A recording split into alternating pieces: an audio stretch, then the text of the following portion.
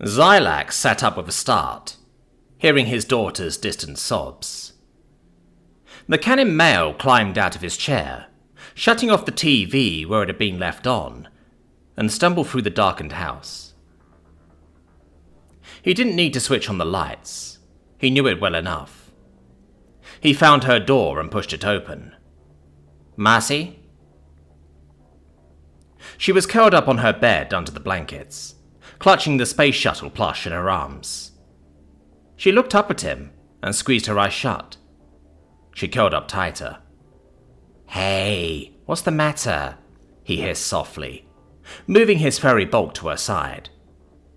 She'd grown in the 6 years he'd known her, but his 7 feet Canon height was still towering to her. She sniffed. "Why does the world hate me?" she moaned. Zylax put his arms around her, pulling her into his embrace. Her weighted blanket came with her, and she rested her head on his shoulder. "Nightmare?" "No, maybe. I don't know," she sobbed. He didn't say anything for a moment. "Oh, fuck." She reached for her medication by the bedside. "I forgot my stupid pills. Dumbass! Dumbass!" "Hey, don't call yourself that," he said, putting an oversized paw on the back of her head. She held his paw to her head and looked at him. "It's what I am. Everyone hates me. The world hates me." She started crying again. "What makes you say that?" the canine alien asked as gently as he could. "I freak out like this in the middle of the night and scare you because I don't take my meds. To start," she grunted, "I'd be better off dead." "Hey, no." He winced. "You're not thinking of hurting yourself, are you?" "Oh, God, no," she snarked. She sighed, and turned away. "I was thinking about where I'd be without you. You're the only reason I'm not dead." She paused. "I should be dead." "Did something happen at school today?" "No, I don't know," she sniffled. "Some kids told me. They said it was my fault my parents were... They said you weren't my real dad, that it was my fault my parents..." Zylax closed his eyes and held her to his chest. He remembered seeing the little 10-year-old in the slave cages when the Federation Marines made their landing at Port Royal. Colonist children.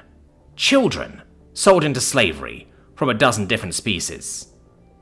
Poor Marcy had been in with the other human children, unwashed and sick, ready to be sold to some monster. And she had a worse story than most. Her human parents sold her in exchange for their survival. From a supposedly enlightened species, some could sure be cruel.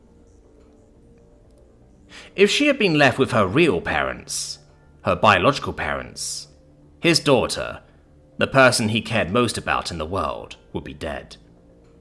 "They're wrong," he growled. "I'll call the school in the morning. Nobody gets away with hurting my daughter." She sniffled again and nuzzled into his shirt. "It's not just that." "You persevered, though, right?" "But it's not right," she wailed.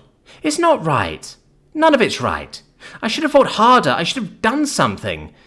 There's some things you don't change, but you don't just let them happen." He didn't know what to say. "You persevered. You're alive. We may not have the same snouts, but I do know strong blood runs in you. And no matter what anyone says, you're my daughter." "Even if we're not related?" Marcy whispered. Zylax chuckled. "I read a story about a human once who lost his arms in a plane crash. His doctor said he'd never be worth anything. Everyone told him to give up. He spent the rest of his life proving that bastard wrong. He held on for decades. He led others in their fight for rights. Despite what he lost, he never gave up. If that same blood runs through you, and if you're my daughter, you'll persevere too." She looked up at him, and his wolf-like face smiled down at her. "You don't need to be strong. You don't need to be canine. You just need to be Marcy. That's enough." They were silent for a long time.